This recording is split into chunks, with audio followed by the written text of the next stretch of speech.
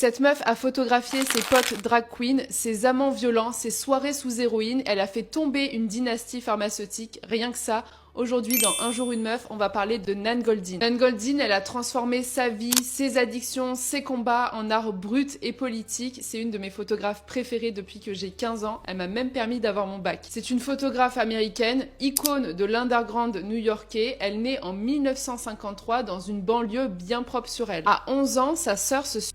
C'est le traumatisme absolu. Elle dira que tout son travail repose sur ça, le refus du silence. Elle quitte sa famille très jeune, elle se retrouve en foyer, elle va vivre avec les marginaux qu'elle documente et elle montre une vérité qui est crue, qui est belle, qui n'est pas retouchée. Ces photos, c'est des drag queens au petit matin, des amants en train de se battre, des corps nus, des visages marqués, des shoots d'héroïne. La série culte qui va la faire connaître, c'est The Sexual Ballad of Dependency. C'est comme un journal intime, mais en expo. Donc elle y montre l'amour, le sexe, la drogue, les cicatrices, rien n'est flouté. Aujourd'hui, à côté, les réseaux, c'est vraiment le monde des bisounours. Nan Goldin, c'est pas juste la photographe des années 80. Dans les années 2000, elle devient accro à un antidouleur qui s'appelle l'oxycontin. C'est un médicament qui est prescrit en masse par les laboratoires Sackler, les mêmes qui financent des musées comme le Louvre, le Met, le Guggenheim. Mais spoiler, elle les a pas laissés tranquilles. Nan Goldin fonde le groupe Pain et elle commence à faire des actions dans les musées comme des happenings. Elle verse des faux médicaments dans les fontaines, elle simule des overdoses dans les halls, elle force les musées à refuser l'argent toxique des Sackler et vous savez quoi? Elle y arrive. Plusieurs musées retirent le nom Sackler de leurs murs. Bref, Nan Goldin, c'est une militante. Nan Goldin, c'est la meuf qui a tout montré, l'amour queer, la violence, les addictions, le manque, la rage et elle a surtout montré que l'art peut vraiment changer le monde.